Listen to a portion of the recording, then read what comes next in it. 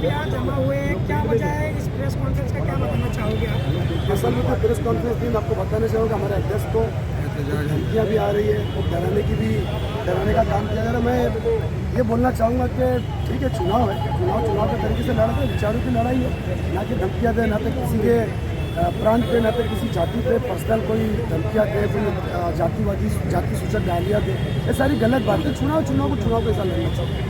कहीं ना कहीं ये चुनावी माहौल को देखकर ये स्टंट तो नहीं हो रहा है? ये तो पक्की बात है क्योंकि हम लोग जीतने जा रहे हैं। हालांकि चुनाव कड़ा चुनाव है, मैं इसके ये भी बोलूँगा कि चुनाव बहुत क्रिटिकल है, लेकिन तुतारी या माननीय जितेंद्र रावत साहब हम लोग भारी बहुमत से जीतने जा रहे हैं, इसमें कोई दो राय नहीं है। तो इसको पोलराइज करने की कोशिश की जा रही है, डराना धमकाना सब अच्छी बातें नहीं है, विचारों की लड़ाई है। आप विचार के ऊपर लड़िए, डराना धमकाना अच्छी बातें नहीं। मेरा जहाँ तक करीब में ऐसी कौन सी धमकी आई थी आप लोगों को जो यहाँ पे पार्टी ऑफिस में आप लोगों को आना पड़ा? जी, हम लोगों को तो नहीं आई, हमारे अध्यक्ष को आई है, शमीम खान साहब जो हमारे जिले से है और हमारा बड़ा भाई है। ये अच्छी बात नहीं, हमको जब पता चला कि उनको कुछ धमकी आई है, कहीं इंटरनेशनल कॉल से धमकी आई है और कुछ कारोबार के ऊपर में भी उनको डराया जा रहा है, धंधे के ऊपर में भी। ठीक है यार, धंधा है, सभी का धंधा है, पेट तक का इंसान को नहीं जाना चाहिए, न जात पे जाना चाहिए, न प्रांत पर जाना चाहिए। चुनाव में फिर बोलोगे चुनाव के तरीके से अगर लड़ेंगे विरोधी पक्ष भी तो बहुत मजा आएगा चुनाव लड़ने के लिए। अब बाकी 23 तारीख को तो सब वाजे हो जाएगा, सब क्लियर हो जाएगा कि जीत कौन रहा है और हार कौन। तो कहीं ना कहीं ये विचारों की राजनीति न होते हुए व्यक्तिगत राजनीति हो रही है, आपको ऐसे लगता है? आज मैं आपको बताना ये चाहूँगा कि पूरे महाराष्ट्र में आपको सब साथी लोग हैं, पत्रकार लोग हैं, सिर्फ हमारे इस वार्ड में नहीं, सिर्फ हमारे 149 में नहीं, पूरे महाराष्ट्र में ये लोग जातिवाद पोलराइज करने के चक्कर में, ये लोग जातिवाद में बांटने के चक्कर में, हिंदू मुसलमान में बांटने के चक्कर में, और उसी तर्ज पे यहाँ पर भी काम हो रहा है। और ये मेरा अपना मानना है, मुझे बोलने में कोई गुरेज नहीं है कि यहाँ पर मैं बोलता हूँ कि यहाँ पर आरएसएस की शक्तियाँ यहाँ पर नाफिज हो चुकी है, जो हमारे माननीय जितेंद्र रावत साहब को गिराना चाहती है।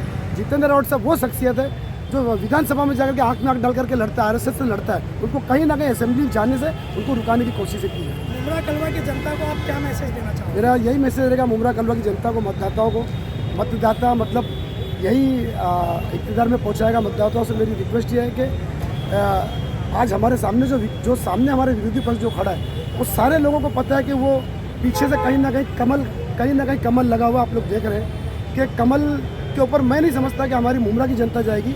इसका एक उदाहरण मैं आपको दूंगा कि उदाहरण आपने देखा होगा कि लोकसभा चुनाव में किसी ने वैशाली दरेकर को देखा नहीं था, लेकिन 1,02,000 वोट लोगों ने एकता और अखंडता और मोहब्बत के ऊपर दिया था वैशाली दरेकर को देखे बगैर।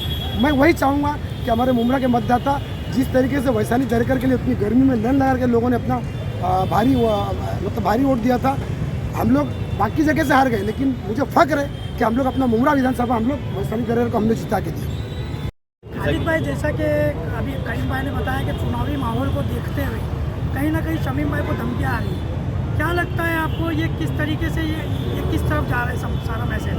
देखिए, जैसा कि मैंने पहले ही अपनी कई वीडियो में कहा है कि ये विचारधारा की लड़ाई है, और ये जो पैटर्न है जो धमकी देने का और जो ईडी सीबीआई, ये आरएसएस बीजेपी का पुराना पैटर्न है। तो ये अभी पहले हिंदू मुस्लिम इन्होंने किया, वो सक्सेस नहीं हुआ इनका, तो अब ये जो है उत्तर भारतीय और कोंकणी और ये सारी चीज़ में जातिवाद करना चाहते हैं। तो इंशाल्लाह ये सफल होंगे नहीं। ये इनको साफ दिख रहा है कि हार सामने इनको समझ में आ रही है, बौखलाए हुए। और जैसा कि शमीम भाई को धमकी, तो मैं आपको बता दूं कि शमीम भाई के साथ पूरा उत्तर भारतीय समाज पूरा जुड़ा हुआ है। उनके साथ भारतीय समाज नहीं, सारा समाज, खास करके जो है ना, खास करके ठीक है उत्तर भारतीय है, लेकिन पूरा समाज, पूरा मुमरा कौसा के साथ में ताकत के साथ में जुड़ा हुआ है।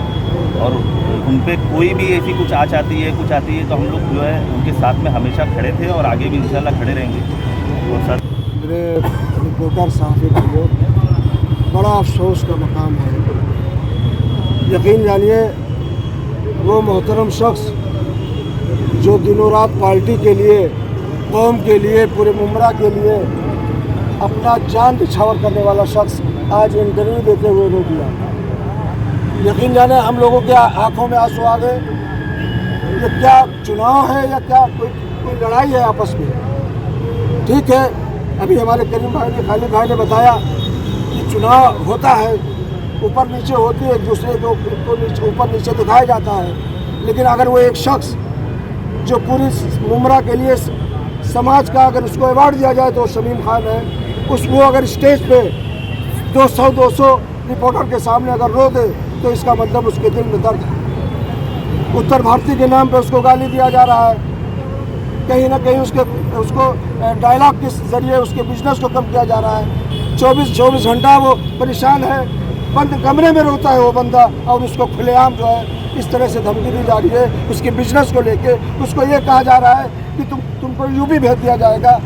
बस मकसद हमारा ये है कि इस तरह से जैसा मुमरा सेफ था, राबौड़ी की तरह मुमरा ना हो जाए हमारा। हम इसलिए जो है यहाँ के महकमे से और जितेंद्र अवार्ड साहब से हाथ जोड़कर गुजारिश कर रहे हैं कि करीम भाई जैसे लोगों को, हमारा हरदिल अजीज शमीम खान जो कौम की खिदमत के लिए पूरा वक्त लगा दिया, खुदा के वास्ते उसको सिक्योरिटी का मुहैया करो, नहीं तो कोई हादसा हो जाएगा तो हम लोग यतीम हो जाएंगे। हमारा सिर्फ ये निवेदन है आप लोगों से, हुकूमत से निवेदन है, जितेंद्र अवार्ड साहब से निवेदन है कि उसको सिक्योरिटी मिलाओ। वो रात भर नहीं सोता है, अपने लोगों से फोन करके अपनी भड़ास निकालता है, जज्बाती हो जाता है। सारे मीडिया वालों ने देखा कि आज वो सरेआम एक शेर जो गरजता था आज सबके सामने रो दिया।